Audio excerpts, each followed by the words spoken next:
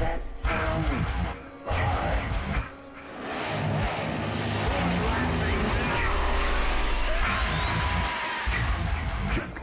What's the boogeyman? Welcome back to the Moonjuice Metal Horror Podcast where we live and breathe heavy metal and horror, but are not afraid to shit on both of them. I'm Matt. Mike. Okay, so I'm not really sure there's a way to not spoil the shit out of what movie we're doing by like trying to tap dance around it, but Yeah. so I'll just say this up front. This is supposed to be the final chapter, right, of one of the most prolific slasher series ever. Whether you want to believe that or not, which I don't technically believe that because I've heard that before, we're going to act like it is. How about that? We're going to act like it's the very last episode in a series of slasher movies that is really famous by Wes Craven. I mean, this one wasn't made by Wes Craven, though. No, it wasn't. It wasn't. But I mean, it was started by Wes Craven, right? Yeah. I don't know, dude. I was never really a major fan of this series. I know.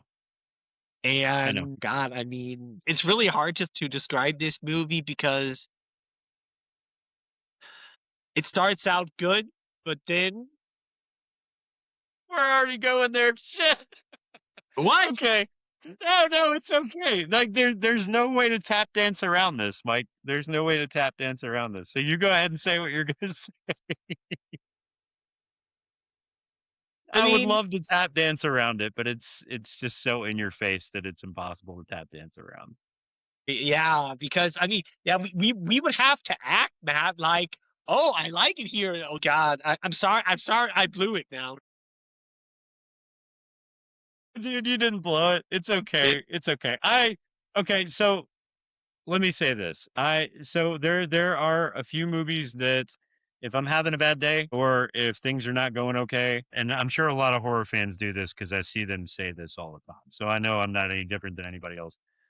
But if I'm having a bad day and I'm not feeling good, there are movies I will go watch to make me feel better, right? And the original first movie of this series is one of those for me. I will go back and watch it and be like, I'm having a bad day, so I'm going to watch this movie and it makes me feel better. Because the first movie, in my opinion, I know it's not your opinion, in my opinion, was brilliant for a lot of different reasons. And the fact that it kept you guessing up until the end, and the acting was great, and the story was great, and the killer was great, and it was just a fun ride. It was like a roller coaster, right? So I love that movie. And so you expect and you desire for every film after that one to be at least decent. There's rarely ever a sequel that is as good as the first movie in any genre, right? Except for maybe Star Wars. I'll give Empire Strikes Back is definitely the better movie. Movie series that were originally planned as multiple movies, like a trilogy, I don't necessarily think they count that. Yeah, okay. I mean, I can see that. But was it really planned as a trilogy? I don't think it was. Yes. We need to debate that at another time because there's a lot of things a lot of things in the first movie that point to the fact that it was not planned as a trilogy. Yeah, man. And then they realized, holy shit, we have a winner. We should go ahead and go with this. We're talking about it later. Lucasfilm, George Lucas, everybody that was ever involved in it has stated this multiple times, that it was always planned as a trilogy. They didn't have the story fully written, of course. Yeah. But it was planned. Everything like it was, I'm told, I mean, yes, I heard things that hint towards that. Those are all crazy fan theories or conspiracy theories. They're all long. Okay. Nothing else Okay. to it. For argument's sake, I'll just say you're right because that's one of those that we could go into for literally an hour and a half, and we're still trying to talk about this movie that we saw last night. Okay, so Star Wars discussion. Maybe we'll actually do that one for you guys and then post it as a separate video because I kind of thought that might be fun to do that with a few movies. Anyway, this film was supposed to be the last of all of this. I don't think it's going to be, but if you're going to do it and say that it's the last one, it should be really good, right? It should tie everything up. And this series has gone off the rails a few times with a couple movies and kind of gone into subplots and shit like that. Yeah. This movie's supposed to tie it all up. Yeah. And it did not do that at all. At all. And it did it so poorly that I was disgusted when I left the theater. I always try to like watch a movie and say, okay, you know what? It had its good points. It had this and this and this. This made the movie good enough to say it's worth seeing, but there's not enough of that here for me to say that for this film. When I think about the movie, the kills were good. Yes, they were. But that's also kind of destroys. That's not like the only thing that is good, actually. I mean, the plot itself is basically just the plot that has always been in this series. But I mean, that's fine. That's the formula. But later on, when it's revealed, big revelation who the killer is, you're sitting there like, What? I mean, I mean, even the funny thing is, the killer has an entire monologue on why they're doing this, and you're just there like, Yeah, Mike, that's why I asked you when we got out of the film. It wasn't because I didn't understand what. Okay, just to let you know, we had to see the movie in German, right? And so we're both fluent in German, so it's not a big deal. I don't even notice it most of the time. But it wasn't because I didn't understand what she was saying. It's because I don't understand why she did what she did. so okay. I don't like. I do not still, and I've thought about it all night. Why? There is no real why as to why the killer. What is the motivation? There is no motivation here. I don't understand it. And I feel like that is the biggest issue with this movie is that has always been at the forefront of what makes these movies good. Right? Is in the end when you find out who the killer is and you're like, that's brilliant. That makes sense. I like the motive. I've always liked the motive. Even in the worst movies in this series. I've liked the motive. Here there is no motive. And that bugs the shit out of me, dude. And not only that, but the characters that always end up being the killer have always been someone that had a shit ton of screen time. You know what I mean? Like you saw these characters throughout the movie, you interacted with them, you saw who they were, you know, they were central to the plot. These characters have nothing to do with the plot whatsoever. And one of them, I didn't even know who he was until someone had to explain it to me, you know? It's just all around bad, dude. Bad writing, rushed. See, we already dissed the movie before we even said the name of it. What movie are we doing, Mike? Scary Movie 7. No, no. We're doing Scream 7. Yes, Scream 7, aka Scary Movie 7. The funny thing about that is Chrissy and Stefan both did that shit. They were like, oh, we're going to go see Scary Movie? Awesome.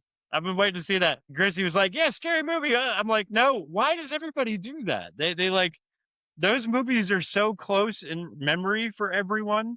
One of them's a comedy making fun of the movie, and the other one is the actual movie, but they still call it Scary Movie. I just think that's hilarious. I know it's crazy. A lot of people just out of reflex, a lot of people call Scream Scary Movie just because they're so similar. But I would also say it's crazy how Scary Movie is so similar to Scream that when you actually watch Scream afterwards, you do not know. It's hard.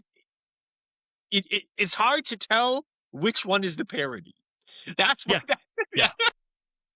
Well, that's why Scary Movie's brilliant, though, man. It took Scream and it just did Scream and funny. And so, and quite honestly, some of the Scary Movies are better than some of the Screams. So it's really easy to get the two mixed up. Yeah. And they are great. And I don't know if you've seen the preview for the new Scary Movie that's coming out. Have you watched that yet? No, not yet. It's going to be fantastic. I heard that it's going to be great. Yeah. Yeah. The original They're Shorty doing the whole is back. Scream thing again. Huh? Yeah. The original Shorty is back too, no? Yes. Yes. Yeah. The original cast is back. Also, Doofy is back. Doofy. And playing this. Doofy's back, playing the same character he played. Dude, It's going to be fantastic. That's going to be one of the ones that I would argue we probably need to do on the podcast. Even yes. if it's not a horror movie, it would be fun because I Yeah. think this one's going to cross every fucking line and just be Yeah. offensive as fuck. Yeah. But I digress. So yeah, we saw Scream 7. How many days has it been out now? Like what, 4 days? I think so. It came out this week. I'm not Yeah. entirely sure what exact date it came out, but it was very recent. I was gonna say I looked it up. I thought it was 4 days ago. So we caught it as early as we could. Yeah, February 26th, actually. That Yeah. Yeah. Yeah. And I always said I wanted to do these movies like one at a time. Like I wanted to do Scream 1, Scream 2, Scream 3, all the way up through 7. But quite honestly, I mean, you don't have to. I mean, yeah, we'll get to those movies, and you it's know. just like we said, like occasionally we want to do like one new movie a month. This year is what we said, not because we still want to do all of our classic movies we love. Thing is, we've been through a lot of my favorite movies and yours. Yep. Yep. But still, we have a lot more to go. And when we of course we knew that Scream 7 was coming out. I mean, it probably would have been a waste not to make an episode on it. Yeah, of course. And Yeah. if we're gonna do it, why not directly when it comes out? Yeah. Yeah. So we can spoil the shit out of it for everybody. Yes, exactly. Yeah. Yeah. Yeah. So things this movie does right. Yeah. Things this movie does right. So we said kills. Yeah. Kills, at least in the first 35 minutes, are arguably some of the best kills in the franchise, I think. I would venture to say that. Like these kills are fantastic. They're really done well. They're well thought Yeah. out. They're fun. The kills are great. Let's say that. Yeah. Can you agree with that?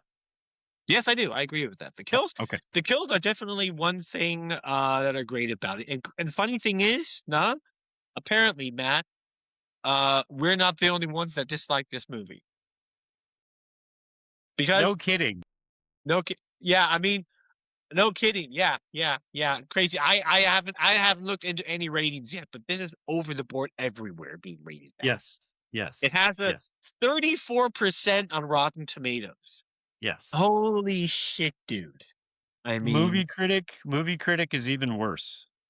I've never really looked into Movie Critic. That's the I want to say that's the popcorn bucket one, but it's even worse. And then really big Scream fans, usually the ones that will go see a Scream film and be like, "Yeah, it was really good," are saying that this one is absolutely dreadful. So no, it's not just us, dude. It's not just us. I mean, if the movie was good, I'm not the type of person that's going to shit all over something even when it's good just because that's what's popular to do. Because there are Yeah. movies that you and I like that other people hate, and we talk about them like they're fantastic because we like them, right? Yeah, of course. I wanted to like this movie. I really did, man. I went into it excited. I was like, okay, cool. Let's see what they got cooked up for us. And it was letdown after letdown after letdown after letdown with a very, very bad ending. So it really is bad. It really is bad. Every review I've read has been bad too. I haven't really looked into any reviews yet. I just saw it now because I looked up for the cast before we get into the movie. Yeah. But before we get into our weekly tradition of name butchering, and if you like our podcast, please don't forget to give us a like, a comment on this video, and subscribe to our channel. It helps us out. Yes. Okay, then let's get into the ritual of name butchering. Huh? You have to drink for every name that Mike butchers. Seriously, if you're not wasted by the end of this, you're doing something wrong.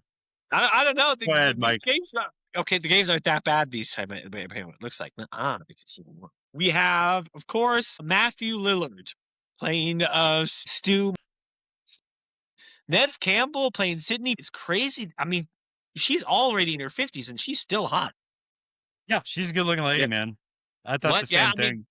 Yeah, yeah. I mean, she was hot 20, 30 years ago, and she still is. We have McKenna Grace playing Hannah Tuman, or we could call her Temu Barbie. I've seen this actress Poor multiple McKenna times, but Grace. what, Grace? What? Poor McKenna Grace. Poor Or McKenna McKenna Grace. Grace. She was so underutilized in this film. It's insane. Yeah. It's really a shame, yeah. We have Isabella May, who plays Tatum Evans. Tatum. Mason Gooding playing Chad Meeks' mom. Okay, whatever. Yeah, he's the David guy Ar- that's been around for the last 3 films. Really? Hmm.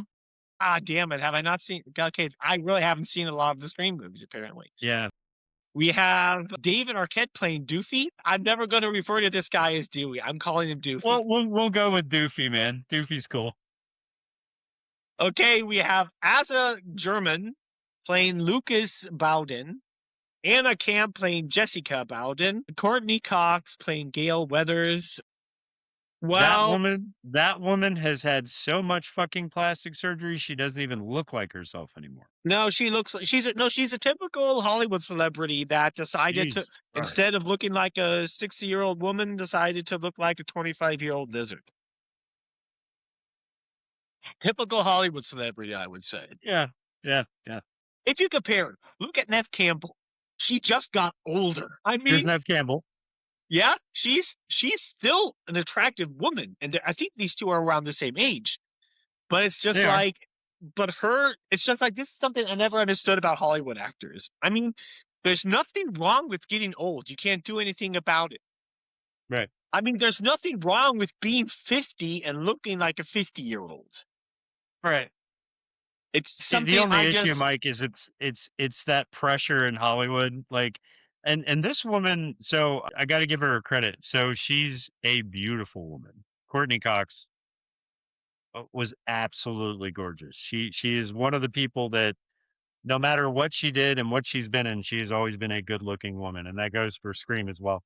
And it's not that she's not still, it's just that that pressure from Hollywood to make yourself young and keep yourself young for roles got to her. And now she's like Demi Moore. She doesn't look anything like she did before. Not even the same person. There's not one feature about her that is original. And that's so sad. Because I feel like she would still be good looking if she had just left herself alone. yeah, whatever. No? Okay, then we have Scott Foley, Jimmy Tatro playing Scott, Jasmine Savoy Brown playing Mindy Mace. I think Mason probably, but Michelle Randolph playing Madison, Joel McHale playing Mark Evans, Love him. Sam Reshner playing Ben Brown, Roger L. Jackson, who plays Ghostface, Timothy Simons, who plays idiot teacher, Celeste O'Connor, who plays Chloe Parker. Okay, I got through that. Good. Yeah. Everybody's drunk now, Mike. Yes. Instead of like completely butchering the names of the actors, you butchered the names of the actual characters. So, yeah, it's okay. The original joke too, and I thought this was worth pointing out. You know, like directors and writers, they'll name somebody something in a movie to kind of hint that they're actually the killer. The fun thing about Scream is that Stu Macher, which his last name is Macher, right, is actually maker or the doer of something if you're reading the name in German. So that was a hint that he was actually one of the killers in the first movie, right? But if you don't know the word Macher in German, you wouldn't pick up on it. I just thought that was interesting because I caught that the first go around. I was like, his last name's Macher. I don't know. Anyway, so yeah, you've got, judging by the cast, right? If you were to go in and look at this movie and you didn't want any spoilers, you could literally just look at the list of actors that are acting in this and think that this is going to be an amazing fucking film because they brought Doofy back. They brought Stu back, right? Those are two characters right there that you're like, okay, something's going on. If they're bringing those two guys back, that means one, they're probably not dead. And two, they're going to have a big role in this film. And the marketing for this movie from day one was a total lie. It was a total lie because everybody has been waiting on them to bring Stu back because he is the only original killer that you were not completely sure if he was dead or not. And so when they said we're bringing Stu back, everybody was like, "Holy shit, Stu's coming back. He's going to be one of the killers. He's going to be a main part of the movie." Thank God that they did this. And from a fan standpoint, and from like someone who loves movies, this is the biggest wasted opportunity in the Yeah, I mean, history of horror films. yeah, because absolutely. Because the thing is, how they could have brought Stu back in that he was kind of behind everything after Scream 1, kind of, behind the works or whatever, and somehow tied it all together. But this is like how they did it. I mean, it was not really that much of a disappointment that it turns out the way it does, but it's just when it's actually revealed who the killer is, you're just like, Yeah, it's a huge yeah, letdown. To bring this guy back, which if you watch the first movie, he is for me the thing that makes the first movie. Like when we did the first movie for the podcast, we couldn't quit talking about how funny this fucking guy is. He's hilarious. The character himself is insane. And he accounts for the most interesting parts of the first movie. And so if you're telling an audience that you're going to bring this guy back, you better do it right. Or people are automatically going to be pissed off at your movie. Right. And so for the hardcore Stu fans, or the hardcore fans of the first movie, you left the theater being angry. And I was one of them. I was like, why would you do it this way? What went wrong? So we do understand that the last two movies were around they centered around two female characters that had something to do with the original killers. If you haven't seen it, Mike, I'll go through it real quick. But yeah, these two characters, one of them was the daughter, the illegitimate daughter of the other killer. So not Stu, but the other guy, right? And then her sister. And so those are the two characters that were in the last two Scream movies. And so you kind of expected to get them back, and they were originally written into the story. And then both of them got in trouble with the film company for writing things online that the film company didn't want them to write online, political stuff. So after they already had the script written, they said, fuck, now we have to fire both of these girls for what they wrote online. So they fired them, and then they had to rewrite the script, which it cost them $500,000 to rewrite the script. yeah. And it was rewritten hastily. So the movie that we would have gotten had they been in the movie probably would have been closer to what we wanted. But because this one was rushed, this is what we got. And we're missing those two characters, which they're missing from the story completely. Because we just spent the last two movies explaining these girls' lives. And then we just act like none of that happened with this film. And that's frustrating too. Whether you like the characters or not, that doesn't matter. The fact that they're not there makes no sense because there are two other characters there, both the two podcasters that follow Gale Weathers around in this movie. They are from those two movies. And the guy that's the camera operator, the black guy, he is actually the boyfriend of the girl from the last two movies. And there's no mention of her at all in this film. And somehow they're there with Gale Weathers without those two girls, which makes no sense. So the plot is already haywire from the get-go. I will say the opening of this movie, and here's where we're getting into the film. The opening of this movie is done really well, and I feel like this was probably the original opening that they had thought they wanted to do, and they kept it. So thank God for that, because the opening's sick. Yeah, The opening well, is great. Just the right dose of nostalgia for everybody who's a fan of the Scream series, and then the writing for this part and how everything goes down is brilliant, right? So we open up with a Ghostface obsessed fan who is Airbnb at the Stu Macher house. So the Stu Macher house that was the original house where all the killings happened in the first movie is now an Airbnb. And so he's rented it and he's there with his girlfriend, right? And so I love this scene because I understand this guy, Mike. I understand this guy. I feel like every horror fan is probably, they really like, they get this guy because he could be one of us. He's going to a house where he's obsessed with movies, and the movies happened in this house, the stab movies, right? Yeah. And so he's completely horror nerding out on the entire house. And his girlfriend, who is not a horror fan, is not interested, doesn't like what they're doing, is just kind of following him around. So they rent this Airbnb and they're in there and everything looks exactly the same way it did in the first movie. They go through each room and they're like, oh, yeah, here's where this kill happened. And here's where this kill happened. And oh, look, there's this and there's that. And there's this animatronic Ghostface that's standing in the corner of the wall, like in one of the rooms. And the girl walks in there by herself, flips on the light, and immediately it looks like Ghostface is about to attack her. Turns out it's just an animatronic. He comes in and says, oh, yeah, this is cool. Look, like your movements with your hand, if he sees that, he turns his head. So the animatronic moves with you when you walk around the room, which I thought was a cool effect. And that's probably something they would have done if this were an actual Airbnb. At least I would, right? And so they kind of play with that idea a little bit. They look at the house, they walk around, they're talking about the house a little bit. And then all of a sudden, he's attacked, right, by the actual Ghostface. Yeah. Yeah. Right. And so there's a struggle. He gets offed pretty much immediately. And this is like a pretty interesting kill. Like Ghostface grabs him by the head, takes a knife, and then slowly pushes it in the side of his head. And his eyeballs kind of turn with the knife as it's going through his head. And I was like, oh, that's a pretty cool kill, He chases the girl around the house. She hangs from a chandelier. He falls from the stairs. It's a typical Scream thing where Ghostface gets kicked around a lot. Eventually, he kills the girl and then takes gasoline, douses the house in gasoline, sets it all on fire, and walks away. And we get a scene of Ghostface walking away from the house as it's completely in flames. By the way, Mike, this house caught fire way too quick.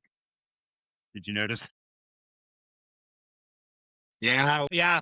It caught fire pretty fast, but it's like because the plot needed it to happen. Yeah. Yeah, it's definitely plot armor because he dumps gasoline on the floor, like right inside the door, and then Yeah. lights a match and walks out the door. And then in that split second, you see the house behind him and the whole thing is in flames. And I was Mhm. like, in no universe does a fire happen that quick. Yeah. Whatever, dude. Good opening scene, cold open, kind of echoes back to the first movie. From the first scene, I was like, okay, this movie's probably going to be pretty good. I didn't think for a second that we were going to be taken for a bad ride in any way. But at this point, there's no hint as to who Ghostface is. All you know is Ghostface is back and he set the original house on fire and killed 2 people. And this is where the murders start. Right after that, we flash forward to Pine Grove, Indiana, which is where Sydney is now living after the Woodboro murders, right? So she's living there with her daughter. We get Neve Campbell back. Mark Evans is her husband, and then her daughter, Tatum. And so this is cool because the opening scene is with the daughter in the bedroom. You have no idea who this girl is, by the way. Yeah. You just Yeah. think this is just some random girl. She's in her bedroom, and her boyfriend enters the house through the bedroom window, which is exactly what we see in the first movie with Neve Campbell and her boyfriend. So it's basically that first full scene reenacted. He gets caught by the mother, of course. Neve Campbell walks in, and that's when you know, oh, wait, this is Neve Campbell's daughter. This is Sydney's daughter. Yeah. Right? Yeah. One thing I noticed about this character, and I think it was intentional, the boyfriend, what's his name? What's the boyfriend's name? The boyfriend. Boyfriend. We'll just call him boyfriend. I'm good with that. He looks exactly like Liv Schreiber's character from the other movies. So he was Liv Schreiber's character, which I can't remember his name right now. He was the guy who was blamed for killing Neve Campbell's mom, right? He No, didn't kill Neve. he looks nothing like him. No. He does. No. I'm going to put it up on the screen, right? You tell me. But this character, this younger character, looks like would be his son. And I think they did that on purpose because the eyes are the same, the nose is the same, his facial features look so much like that guy. And I thought, okay, so this is where they're going with this. He's probably his son and blah, blah, blah. But that turns out not to be what happens. But I'm sure a lot of fans probably caught that because he does look just like him, just probably a younger version of him. So Sydney's like, yeah, okay, so you can't be coming through the window to see my daughter. You need to get out of my house. She's nice about it. She's not like mean. She sends him home. The daughter immediately comes down the stairs and is like, you're a total hypocrite.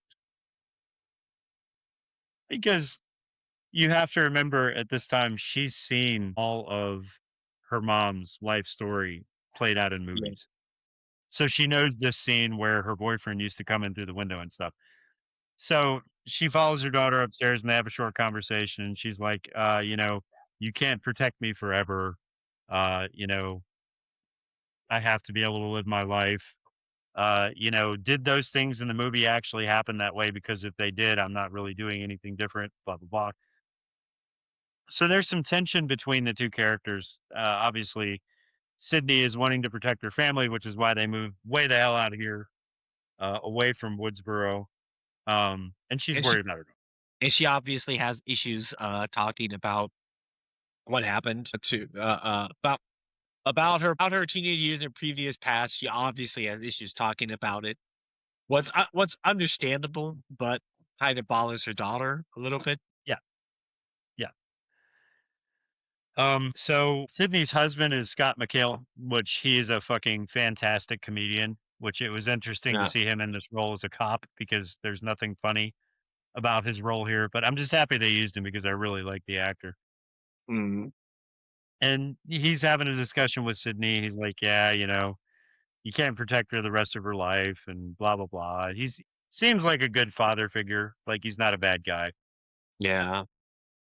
Sydney receives a video call from someone claiming to be Ghostface. So she runs a cafe, right? We find out that she's opened a kind of a coffee cafe in the town. Yeah. And as she's working, there's this strange guy who comes in. This is before the video call. Strange guy who comes in, and this is really the only time you see this guy. And he just kind of has a strange face. He looks a little bit weird. His actions are a little bit off. He just buys coffee and leaves, but Sydney obviously thinks he's weird. That's the only fucking time you see that guy. She goes back into her office at the coffee shop, receives a video call from someone claiming to be Ghostface, Mm. and it's only a voice call at first. Hey, so the voice call happens. We get the typical Ghostface voice. He's saying, "Oh, hi, Sydney. It's me again." And she doesn't even care. How many calls does this woman get like this? Probably in a year, dude. You can hear by her voice that she gets it very often. Uh, Yeah. and Yeah. how her reaction is. Yeah. Yeah. Yeah. She's sitting there, she puts it on speakerphone and she hits the record button because that's probably what she always does.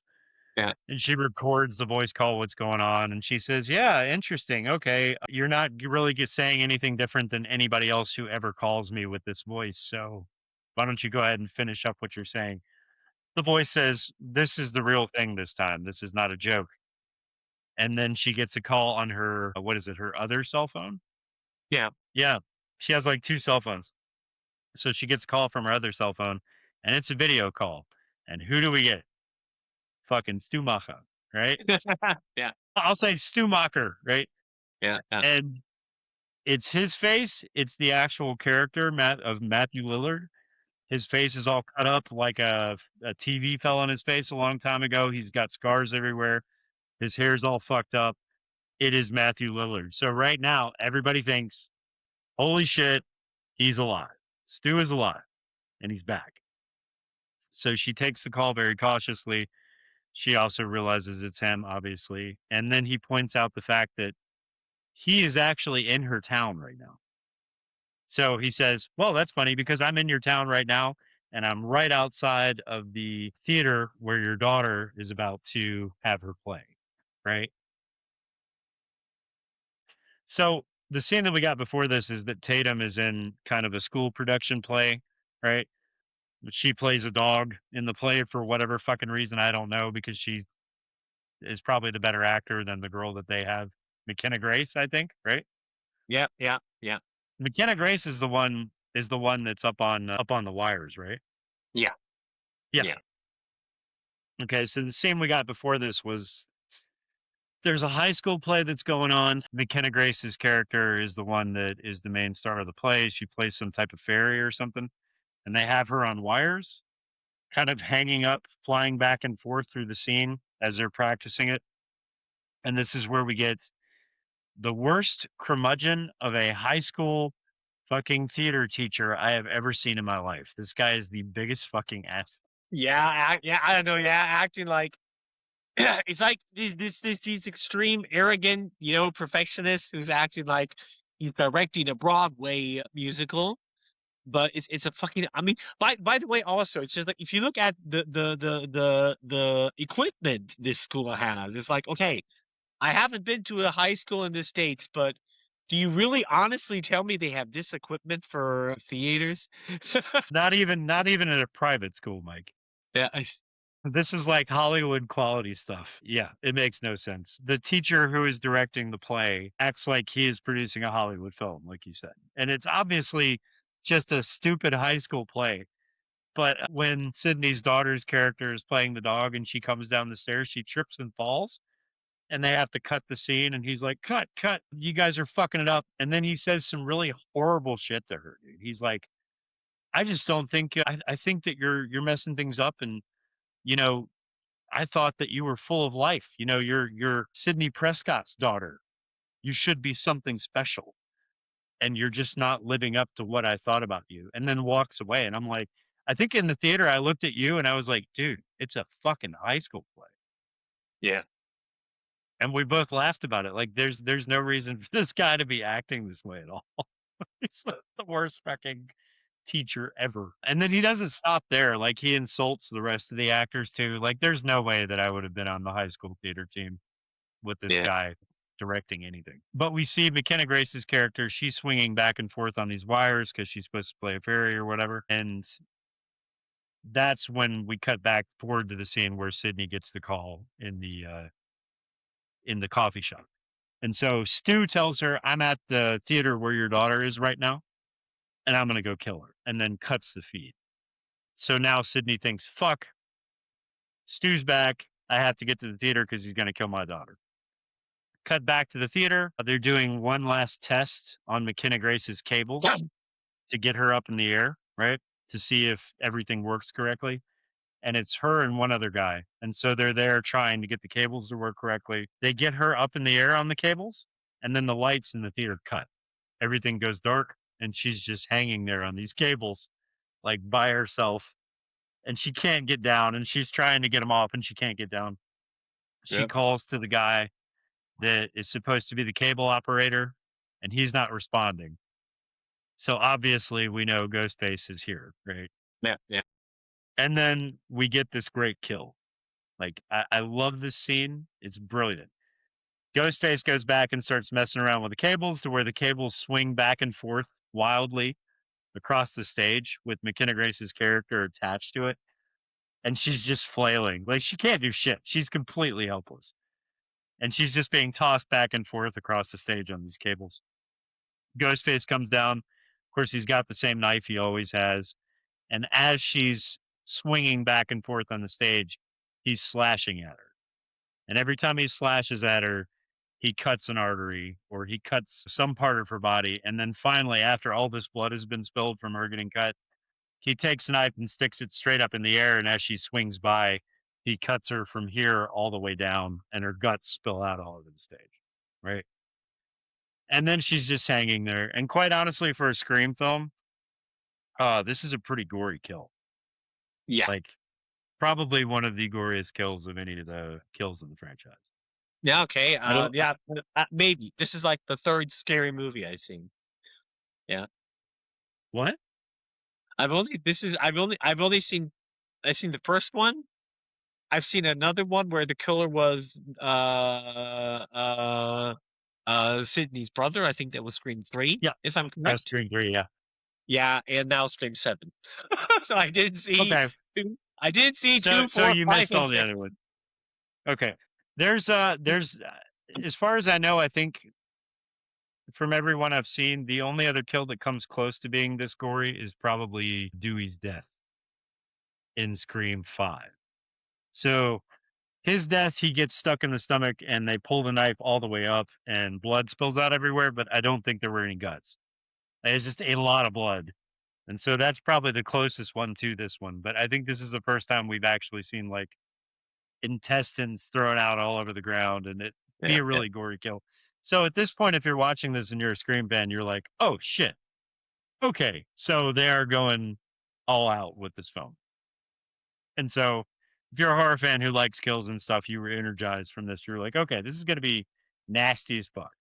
And I was excited. I was like, cool. If all the other kills end up being this way, then it's going to be an okay movie, right? So Sydney shows up, and of course she misses Ghostface. She shows up with the police. The girl's body is just hanging there, and it annoys me because McKenna Grace is a pretty decent actor, but they used her for this scene, and that's the last time you fucking see her. Like she's the second kill in the movie, third kill in the movie. Yes. Yes. Mm. So yeah, so she's missed Ghostface. She showed up, he's already gone. The next scene we get is at Sydney's home at night. So obviously the whole family's gone back to the house and the cops are with them because they think that Ghostface is on the loose. Specifically, Stu Macher is on the loose, and probably the next place he's going to go is their house. Yeah. So the police are there. They're kind of locking up the house. They've got police around the perimeter. Police are going through the house to make sure that Ghostface is not there, that there's nobody hiding there to attack them. As the police are going through the top of the house and the bottom of the house, you hear them saying, there's nobody here. We've been through everything. And they're about to leave out. The father and Sydney go into their bedroom, and Tatum goes into her bedroom. And of course, the bedrooms are separated in a hallway. Yeah. So, right. And so the parents go into their bedroom at the end of the hallway, and Tatum goes into her bedroom on the other side. And then the camera pans up, and you see the ceiling in the hallway. And the ceiling in the hallway has a door that goes to the attic, right? And that door slowly starts to remove itself, which means someone's in the attic, right? And so the police are all gone, and it's just the family in the house. And the whole time, Ghostface was hanging out in the attic. So Ghostface sneaks into Sydney's attic while everyone's asleep. He goes into Tatum's room and gets her, Yeah. but we don't see that. We just hear like a ruckus, like a fight going on, which wakes the parents up.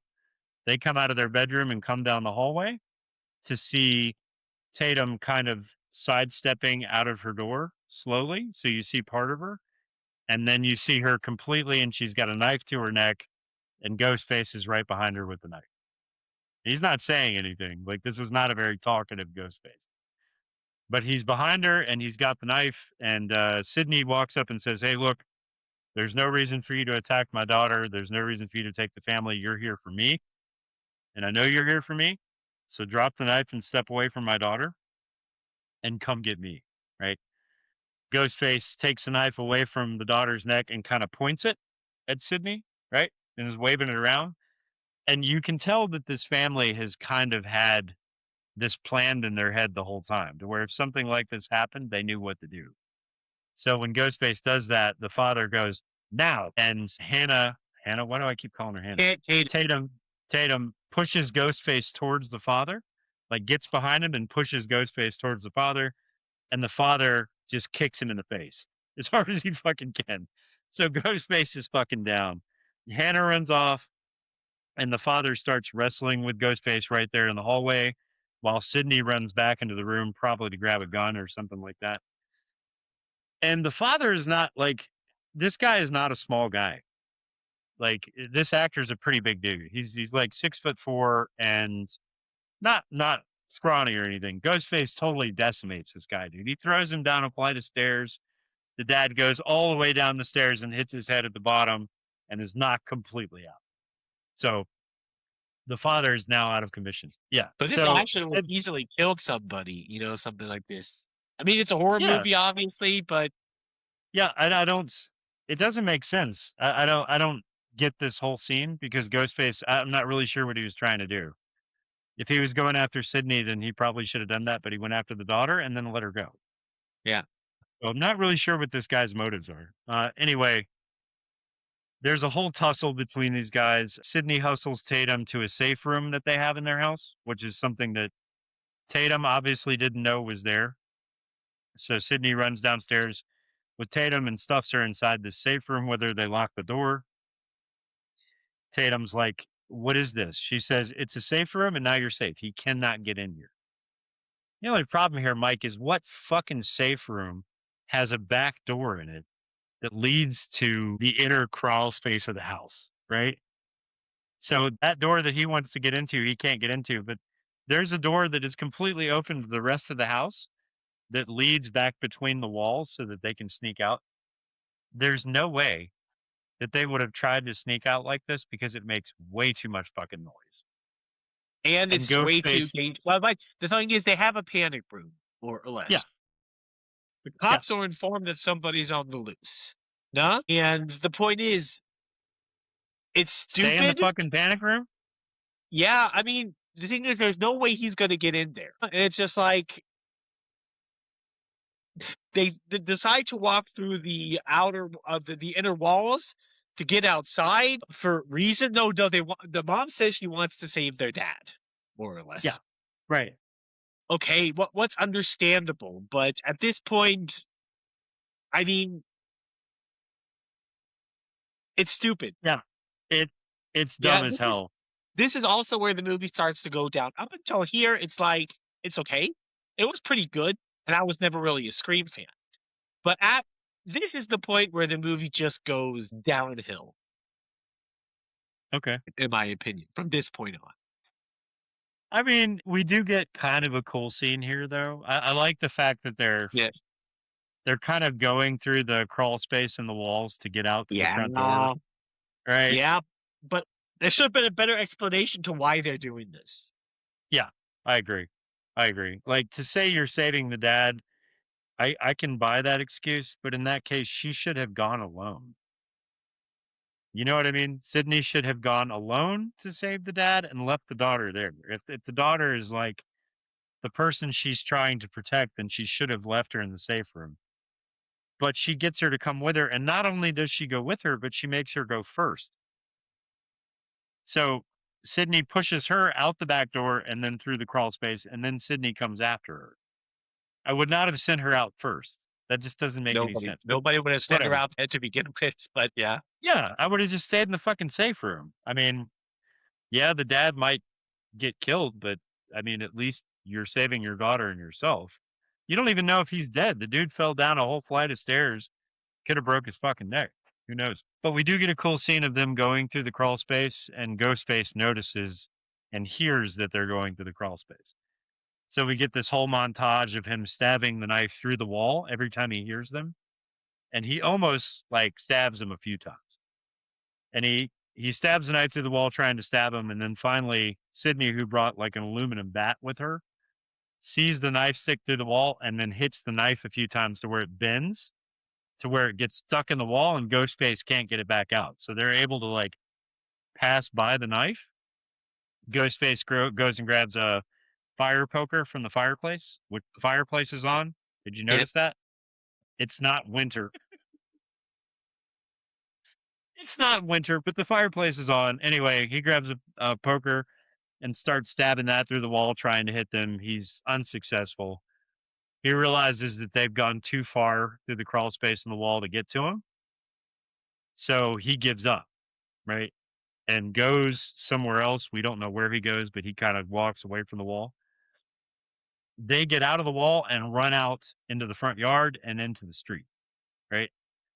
Because they're kind of hoping that the police show up at this point. The police don't show up. Instead, a car comes barreling down the street and smashes into Ghostface, who now is out in the street too, because he's about to like try to kill them.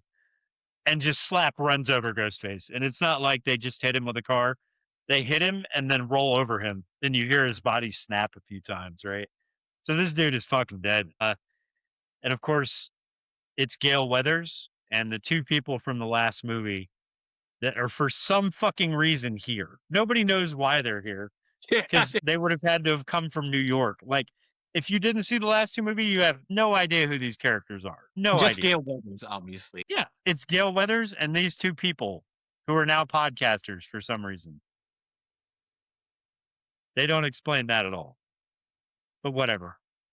Gale Weathers gets out of the car. You know, these two guys get out of the car. They realize that they run over Ghostface. Sydney kind of has a quick hug with Gale Weathers. Hey, welcome back. Thanks for saving us. Blah, blah, blah, blah, blah. And then they unmask Ghostface, which this is the first time in these movies where Ghostface gets unmasked right at the beginning of the movie, right? They take his mask off, and we have no fucking idea who this guy is. No fucking idea. Like, his face is not Yeah. something that we remember from anything. He's just this fucking random guy. And then Sydney has to explain to the audience, because they didn't give this guy enough screen time. She has to explain to the audience that this guy on the ground is the guy that visited the coffee shop earlier that day, and she felt like he was weird. That's your explanation, right? It's a huge mistake, Mike, because had you given this guy a little bit more screen time, it would have actually been like a cool reveal. But instead, we get this unmasked no-name dude that we have to be explained who the fuck he is for it to be memorable at all. Right? Yeah, it's like, random killer, random guy. Yeah.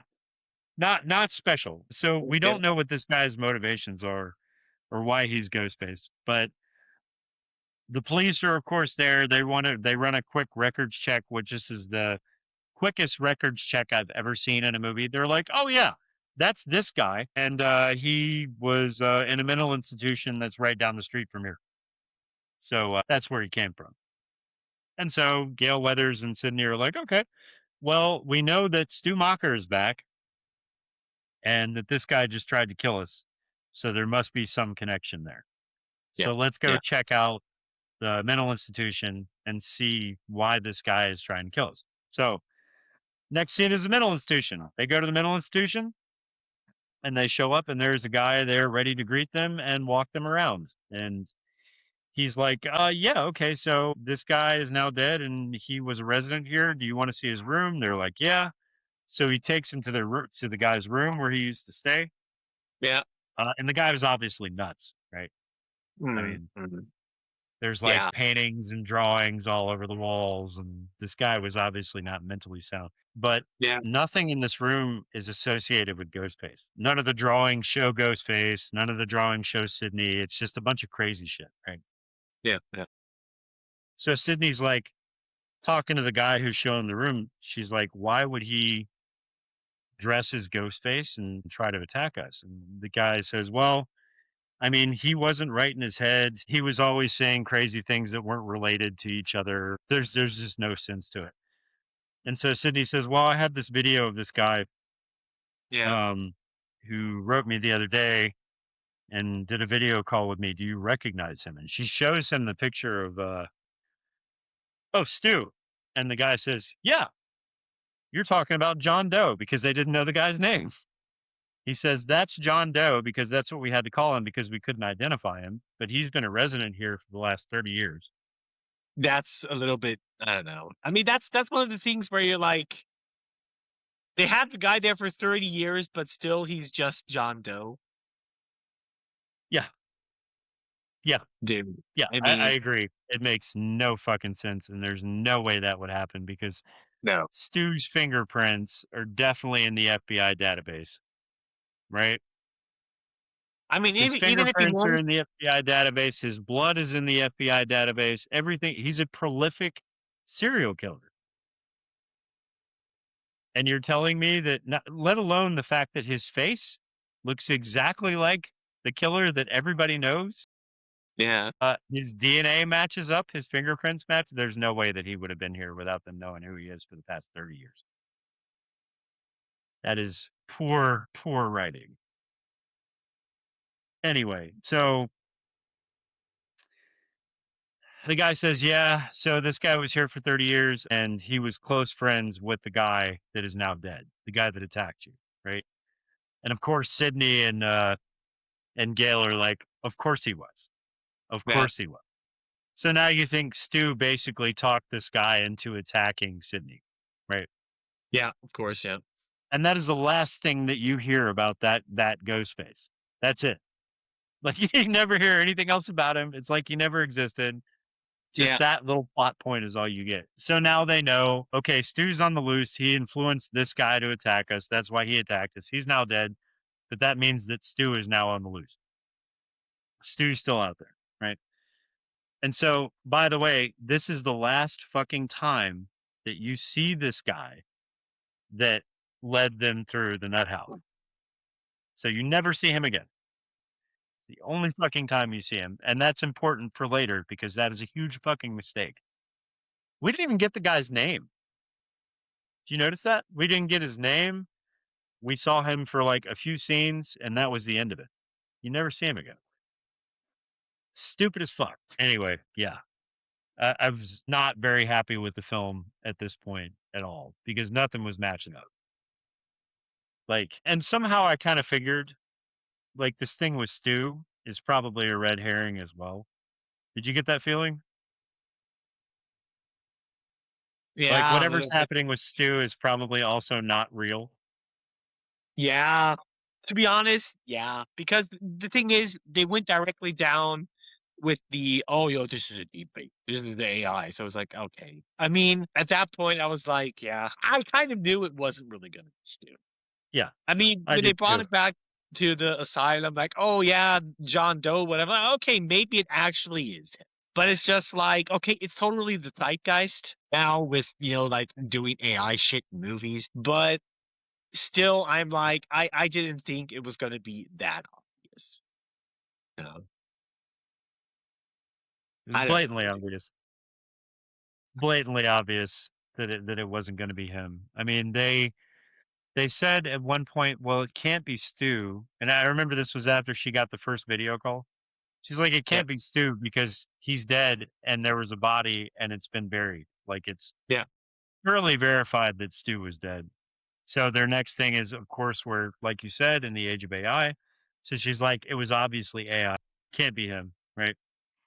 And so the next scene you get is in the police station with Gail Weathers, Mindy Meeks Martin, Chad, and Marco, right? At the station, the group tries to make sense of the attack. So they've also said that Ghostface kind of always has to have a personal motive and a connection to actually start doing these things. Sydney talks to Gail, and Gail's like, well, if this guy is out there and he's watching your every move, maybe I should do an interview with you, right?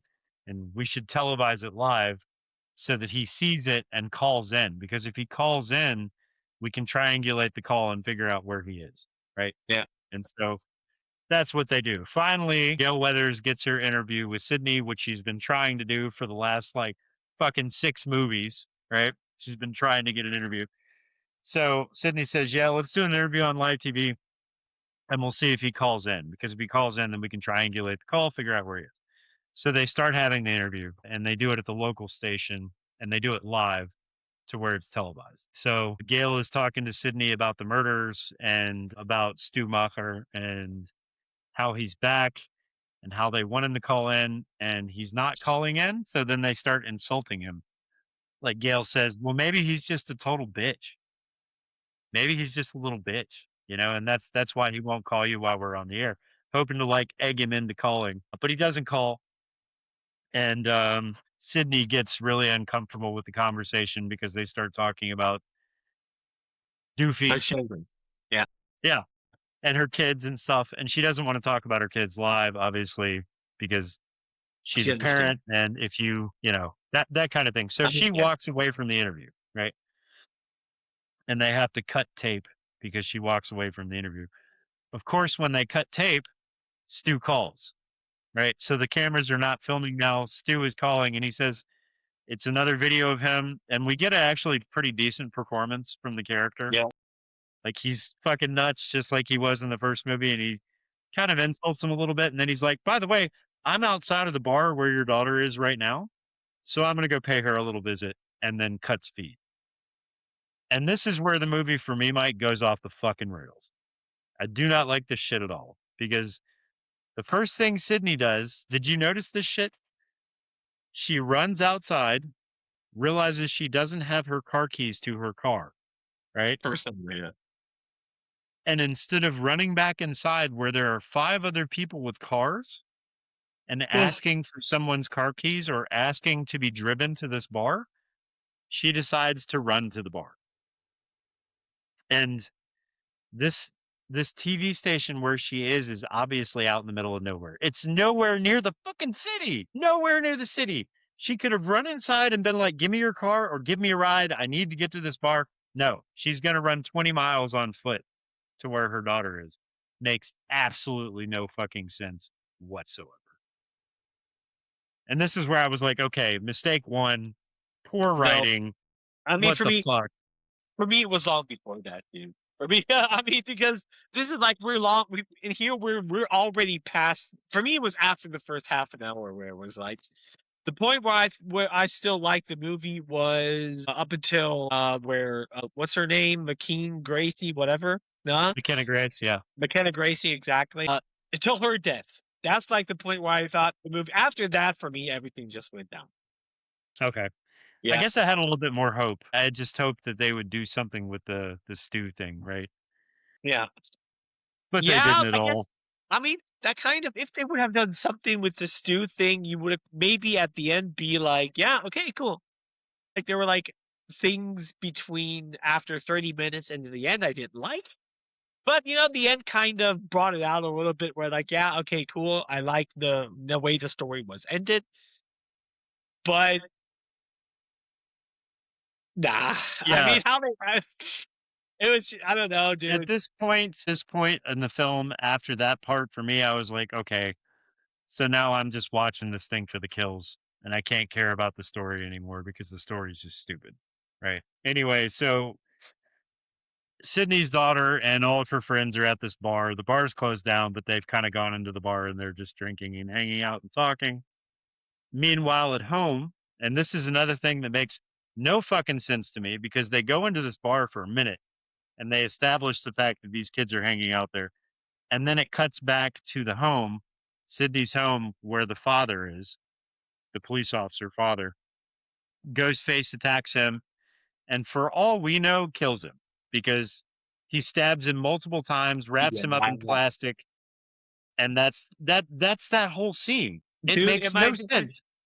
I mean, yeah, at first it makes no sense. He wraps him up in plastic, and I don't know, all the killer would have done is just pull the plastic up and waited until he passed out. Then he would have been dead. Yeah, but still, I mean, then he, I don't know, he stabs him multiple times, and there's no way somebody survived that, dude. I mean, because I didn't. You could see he was stabbed in the heart, and not only once, it was like again and again and again and again. There's no way to tell because what we see is him stab all over his body multiple times. It's not like it's a continuous stab over and over and over again. You're like, yeah, this dude's fucking dead as shit. Nobody would have survived this. You're talking about your lung being punctured, your heart possibly being stabbed, you've been gut stabbed, which is a slow, painful death. And then if miraculously none of that stuff killed you, the blood loss alone would have killed you within an hour, at least. But no. Anyway, this guy's wrapped up in this plastic tarp after these multiple stab wounds, and that's the last thing we see. By the plastic. Yes, the plastic somehow miraculously preserved the body and kept him alive. I don't know. Stupid. Plot armor. Stupid as fuck. This is the worst case of plot armor I've seen in a long time. Well, the other thing, Mike, is it didn't even need to happen. Like, what was the purpose of this happening? Because we didn't need to see the dad again until the end of the movie. And then when we do see him, it added nothing to the story at all. No. Nothing. So I don't get it. Whatever. It's a throwaway scene. I don't know why they did it. It's just poor writing, dude. I'm going to knock it down to poor writing. Yeah. Yeah. So after the interview ends with Sydney, Cindy receives a call from the killer. We already talked about that, claiming he's outside of the tavern where the kids are. Back at the tavern, Tatum notices Ben's laptop running in his car, right? And this is a scene that it was put there to kind of salvage the idea that Stu might actually not be alive and it may be AI, right? So she gets in the car with her boyfriend, and the decisions that she makes here in this scene are just stupid as fuck. But she gets in his car. She notices his laptop is on his front seat. She opens the laptop as he's walking around the car. And when she opens it, she sees a video side by side of her boyfriend enacting something. And on the right side, it's Stu enacting the same thing. So we're made to think, holy shit, these videos are AI and they're being made by her boyfriend. So automatically you think he's the killer, right? But he gets in the car as she's on the laptop and she says, "Hey, what is this? What is this?"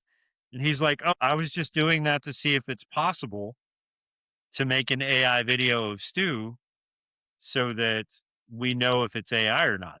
Yeah. That isn't enough for her. She picks the laptop up and fucking brains him with it twice in the face, right? She beats this guy senseless in the car, knocking him out, and then runs away from the car. Which, why? Why would you not have just believed your boyfriend? Because she mentioned it to him earlier. Hey, this is probably AI. I wonder if it's possible to fake this stuff. And he's like, I don't know. I mean, maybe it is. So naturally, he probably would have tried. Yeah. Yeah. But she chooses not to believe him and beats him senseless with his own laptop and runs away. Okay, whatever. Runs away through the town. Okay, so this is probably like 12 o'clock at night or something like that. So the town is empty and she's running through the town and we get a cat and mouse chase between her and Ghostface, who is now amazingly there where she is at this exact moment, right? Yeah, but but didn't we forget the bar scene?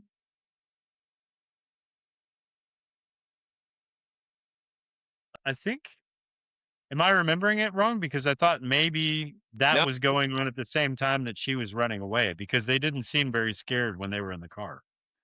Yeah, I mean, yeah, maybe, could be, yeah. Yeah. Well, I well, think they leave and yeah. then the other guys get murdered at the bunker. They leave, and when they after she hits them senseless, it cuts back to the bar, and then the bar scene. Right.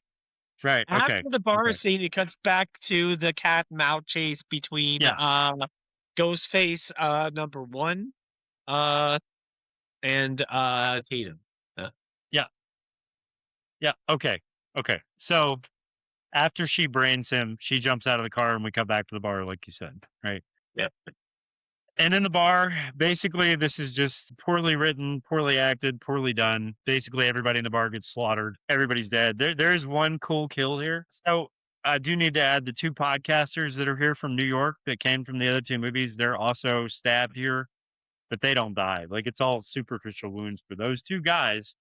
When he murders everybody else, he just kind of barely cuts them and like And pushes it's them so into a silly. corner.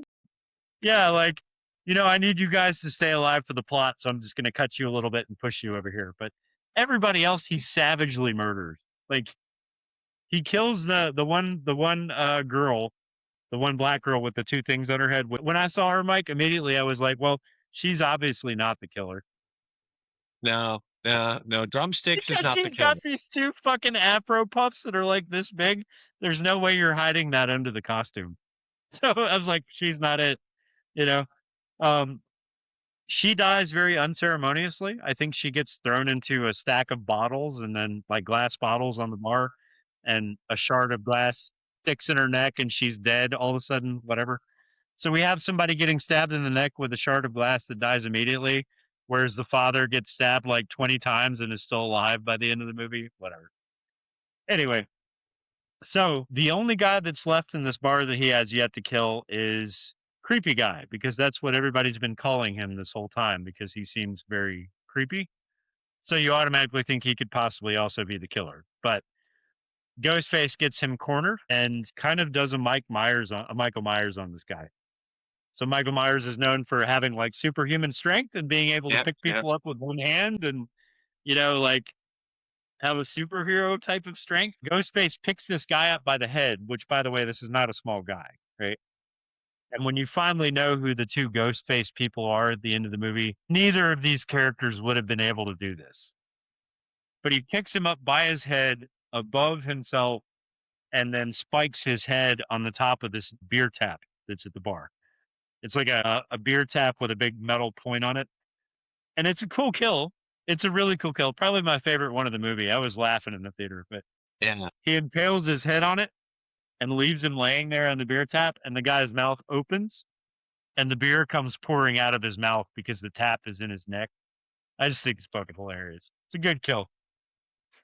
Probably the best kill of the movie besides the one with McKenna Grace. Yeah. So everybody in the bar is dead with the exception of the two podcasters that he couldn't be bothered to kill for whatever reason. They Yeah, survive every yeah. movie. Yeah, they survive last every two movie. movies? Yeah, this is. Yeah. Okay, I haven't seen the other movies, so I'm Yeah, just I was taking gonna it with- say, just for reference, in the last two movies, these characters were both in them. They are both stabbed in both movies multiple times. The girl gets stabbed probably like 9 times, like over and over in the chest. And the guy gets stabbed in his stomach 9 times, and you think he's dead in that movie. But he comes back at the end miraculously. So these characters have been stabbed so many times by Ghostface. They should be dead by now. And they survived this movie as well for no reason. Whatever. Okay. So then we get the cat and mouse chase through the streets with Tatum and Ghostface, right? Yeah. This scene feels like it lasts forever. Like it just lasts forever. It never fucking ends. There's this series of cat and mouse movements on the street between her and Ghostface. Feels like it lasts 10 minutes. It's extremely unnecessary and boring. And then her boyfriend pops back up. You think it's Ghostface at first because she's hiding behind something and Ghostface is on the other side of it. And all Yeah. of a sudden, her boyfriend's there out of nowhere. How did he get there, Mike, without Ghostface seeing him? How did he get there without her seeing them? What the fuck, dude? I thought that was the dumbest fucking thing because she's running through the streets hiding from this guy, trying to be quiet. And all of a sudden, out of nowhere, her boyfriend's like, oh, hi. Fuck. Well, dude, I stopped caring. You know, You stop caring, right? I stopped caring too. I can't Yeah. help but point out things that make no sense.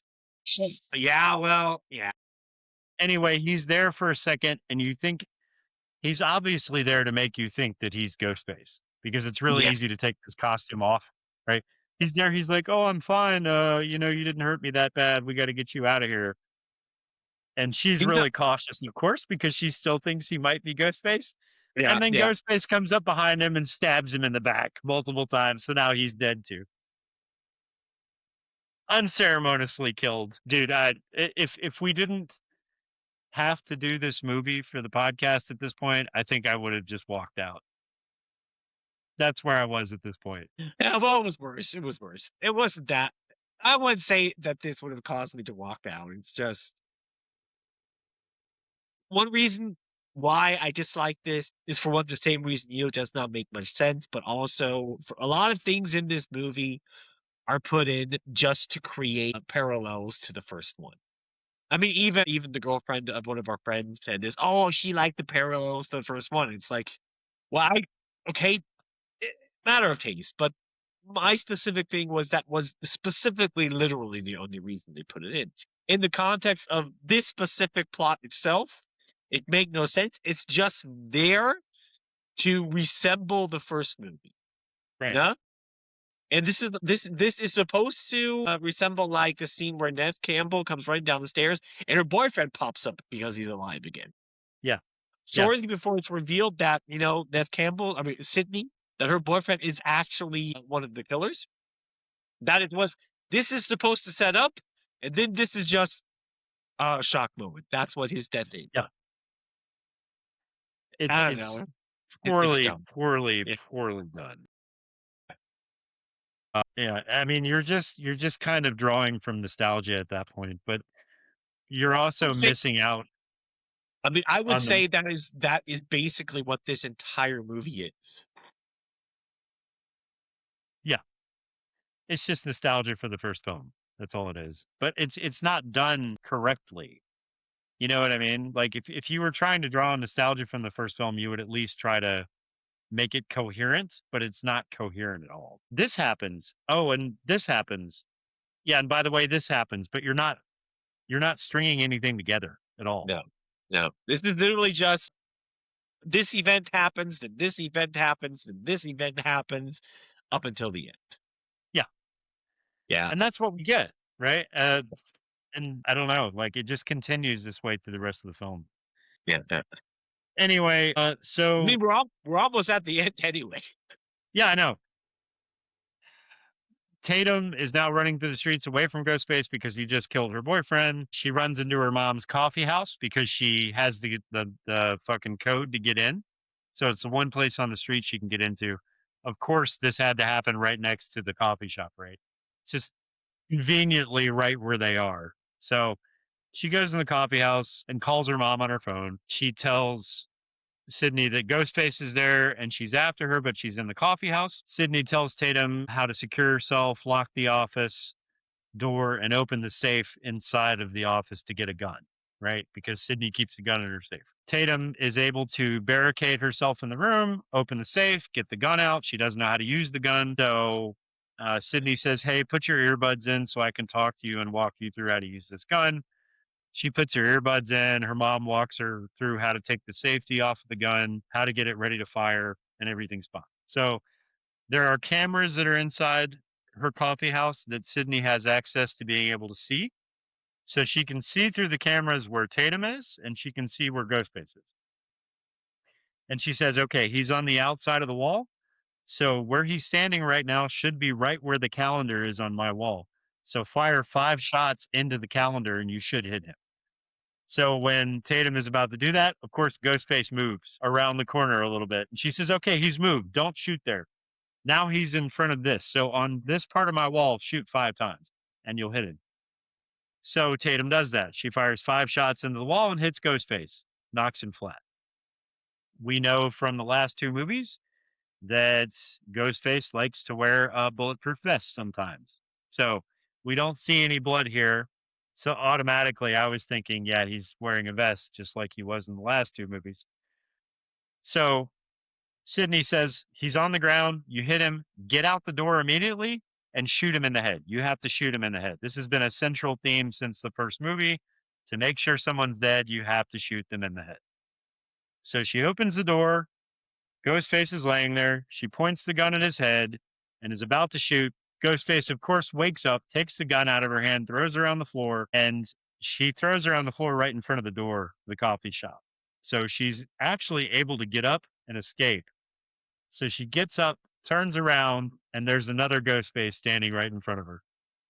And the Ghostface take her. And that's the last thing you see of her. So she's taken by the 2 killers, whoever that is, right? Now, one thing we didn't mention, and it's probably because it's not worth fucking mentioning, is that there is another character who is a blonde woman who is the mother of Creepy Tatum's guy. boyfriend, right? No. The mother Huh? of Creepy Guy. I thought, no, she's the mother of the creepy guy. We see this character twice in this movie. And it's only little scenes where she's talking to Sydney and she's friends with Sydney. There's no background for this character. We see no interactions with her and Sydney in any way that make any sense. I don't even think we get her fucking name, dude. No, I don't remember either. Just that it's Creepy Guy's mom. Nah. Okay. So it's Yeah. creepy guy's mom, but we see her one time and she has nothing to do with the story, right? We could call her Stifler's mom. Stifler's mom? Yeah. Like American Pie? Okay, Stifler's mom. I like that. Okay, cool. Yeah. So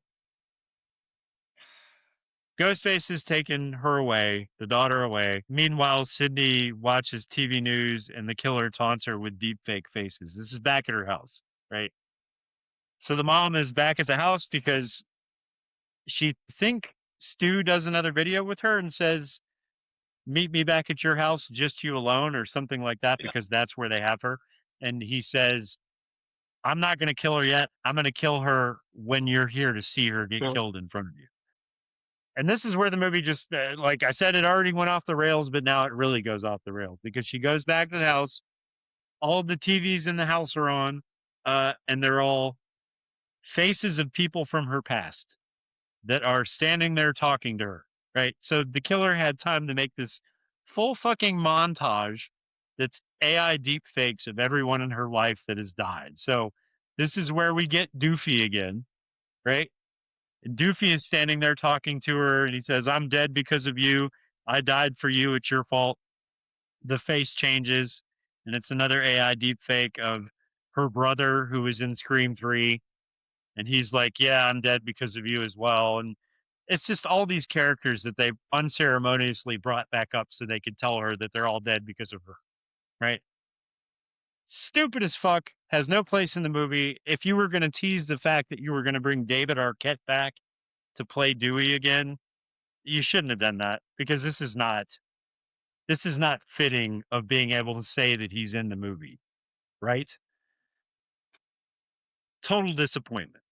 Yeah. Anyway, so on the TV screen, I forget the last person. I don't even care. One of the people on the video screen is like, "Yeah, by the way, this is going to end the way it started, which Yeah. is somebody tied to a chair outside of the house," right?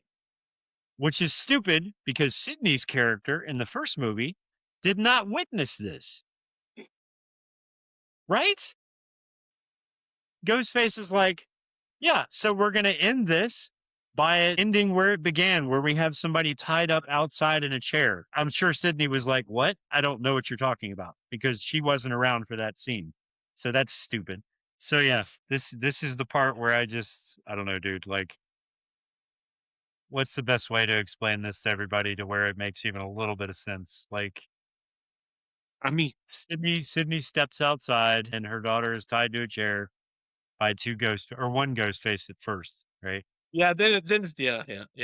Yeah, by one ghost face, and he's just standing there, and he pulls off his mask by himself, which normally we get them pulling the mask off a ghost face, but he pulls his mask off, and this is supposed to be the big reveal, right? Yeah. Who the fuck is this guy? It's a guy. It's the guy from the asylum that works in the asylum that told about John Doe, that you literally only see for not even a minute, and then he's gone. So this guy has nothing to do with anybody ever, yeah, and is literally just some random guy that just, and also even Ghostface number 3, that got killed in the beginning. Yeah, same thing. Same, just Useless random guy. character with no fucking screen time at all, right? Yeah.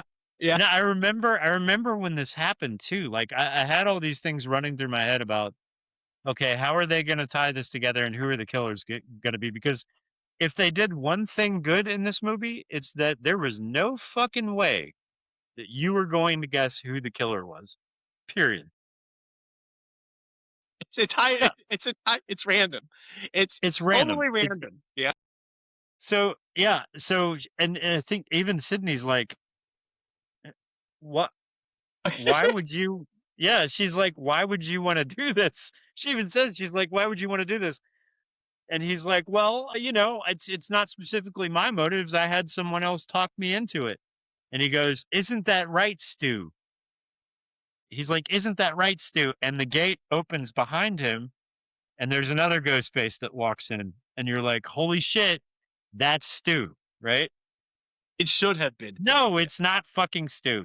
She walks in, takes off the mask, and it's the blonde woman that is the mother of Creepy Kid, who we only saw for 2 minutes in the film and had no social interaction with anyone.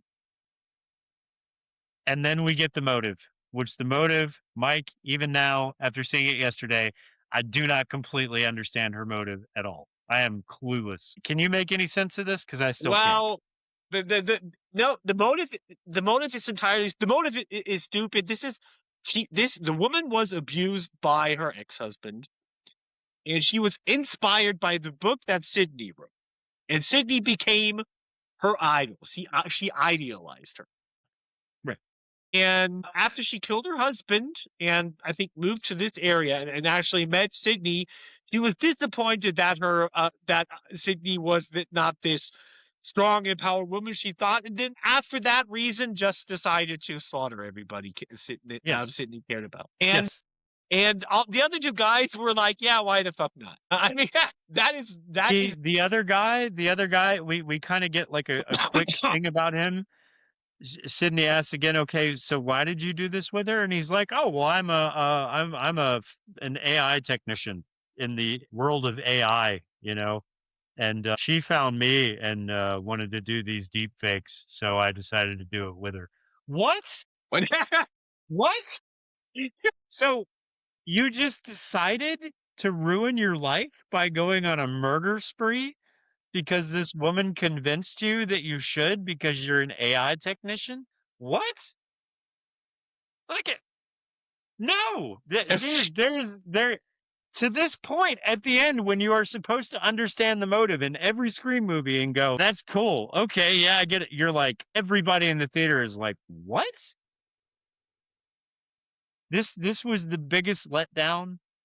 I mean, the movie was already bad halfway through, but still, you expected there to be some decent motive or something. There's no way that this motive works.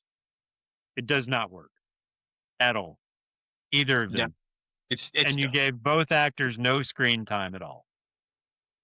So nobody cares. And you don't care because of that, you don't even care when they die. Like, I don't even remember how the guy dies. How the fuck did they kill him? What happened? Sydney. Oh, okay. Okay, so Sydney shoots him and he's dead and nobody gives a shit. Yeah. And then the other girl, attacks Sydney or whatever, and there's like a tussle. Oh, by the way, they drag the dad back out who is alive, right? They drag the father back out in the tarp. And of course, they're amazed he's still alive because they didn't know either. They thought he was dead. He's laying there in front of his daughter who's tied to the chair and he's breathing. So he's still alive. And then there's a big fight between Sydney and this woman because she's already shot the other guy. And she shoots her and beats her up and knocks her on the ground. And you think she's dead. So she goes and unties Tatum, her daughter, and they both look. No, help me out here because I think this is no. Oh yeah, you're right. I mixed something up because before everything went down, they brought the dad back. He untied Tatum's foot, and she somehow kicked one of them. That's how Sydney could. So you're right. You're right. I mixed something up. We forgot to bring in that random killers nobody cares about brought in the dad. Right. Yeah. So the dad unties the daughter's foot. She kicks one of the killers. That enables Sydney to shoot one of them dead. Of course, he's dead from like 2 gunshots. The other killer attacks Sydney because the dad's out of commission. Her daughter gets out of the restraints and fights against the woman with her. She shoots the woman like 5 times and she falls down dead, supposedly, against the garage door. And then, her daughter hugs Sydney and they talk about, oh, thank God you're alive, blah, blah, blah. And then they look back because Sydney says, hey, by the way, you need to shoot her in the head. She's probably not dead. Right. And they look back and she's not there anymore. Of course. Right. You didn't shoot her in the head, so she's not dead. So they're walking through the garage. Both of them have a gun and they're both looking for this person that's supposedly not dead yet. And then they see her, and when they see her, they both shoot her in the head like 20 times.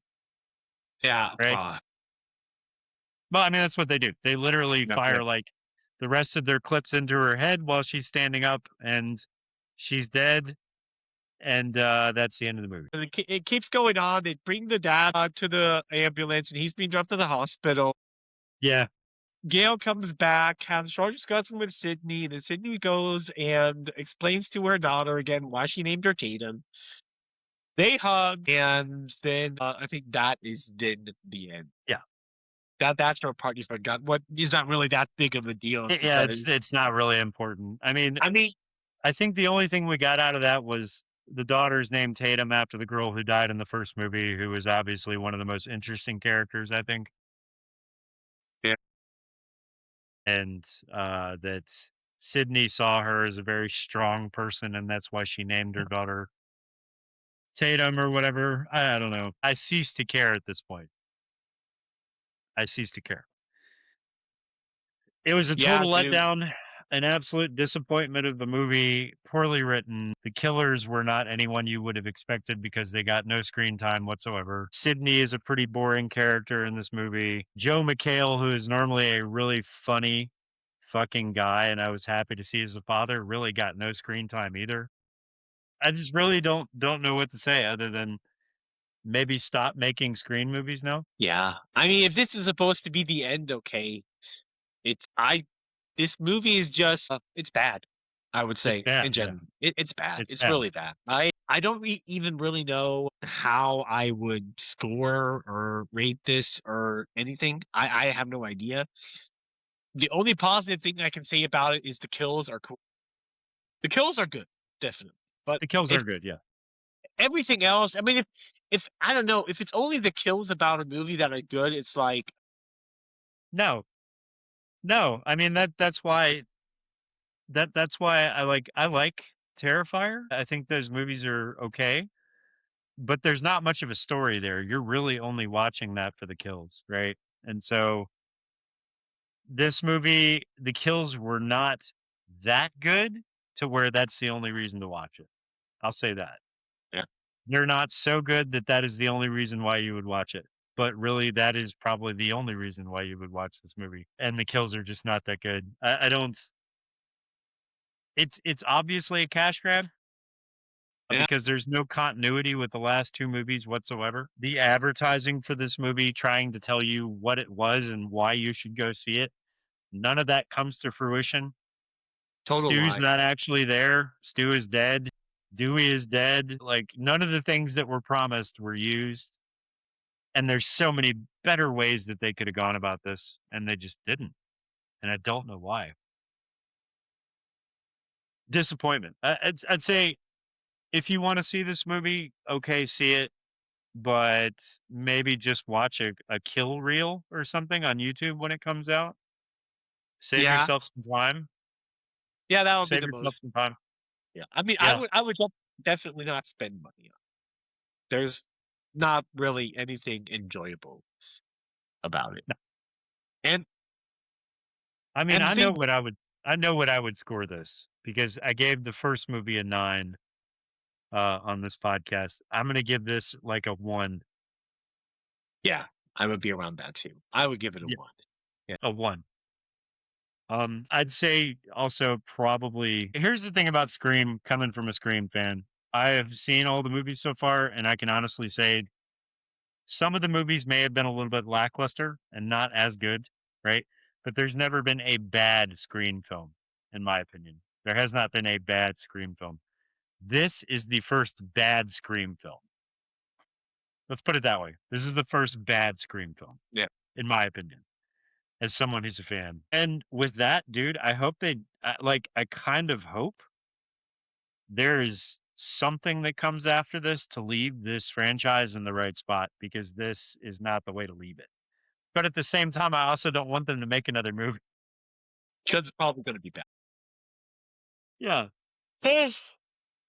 Yeah, it's dreadful. I don't think we're gonna keep anybody from seeing it though, because Scream is one of those where if they do a Scream movie, it's gonna make a shit ton of money. It just is. Because it's Scream. We both agree that this movie was very disappointing. I just don't and it still puzzles me, right?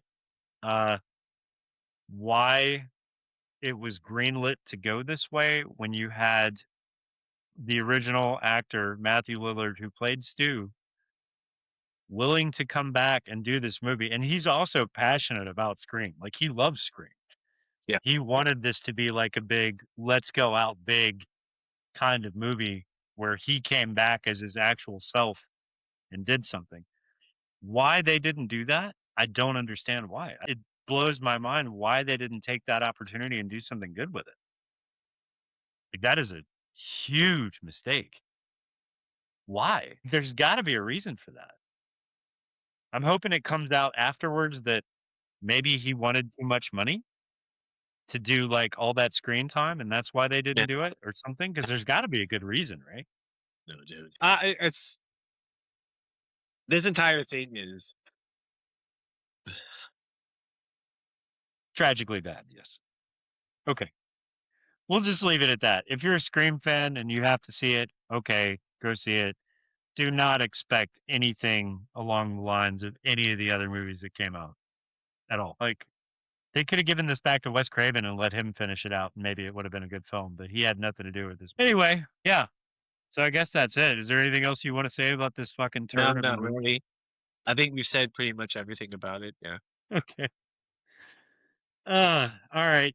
So Yeah. what is our next film, dude? I think The Bride of Frankenstein. If I'm Okay. no, Or I The would Bride. have to, no, The Is Bride, it The exactly. Bride? Yeah. It's just called The Bride. If I am correct. Okay. Yep. It's The Bride of Frankenstein. Okay. Cool. Yeah. Well, okay. So I'm interested in seeing that one because that one Yeah. actually looked fucking great. Mhm. It looks fucking great. So we did this one on kind of a somber, bad note. So maybe that one will Yeah. be a movie that we can rave about being good. I really hope it is because it looks really good. Yeah. It looks like a comedy too. Like it's somewhat of a comedy, I would assume, but also serious. Anyway, that's our next movie. So stick around for that one, and maybe that one will end up on a better note than this one did. Yeah. For me, Scream is now dead. Like I'm not adding this movie to the list of the other movies in that series and acting like it's part of it because it sucks. But yeah, Nah. so The Bride is the next one we're doing. Stick around for that one, and until then, we'll see you guys. I'm Matt. I'm Mike. See you guys later. See you later. Bye. The black skies, the dark skies. They have simply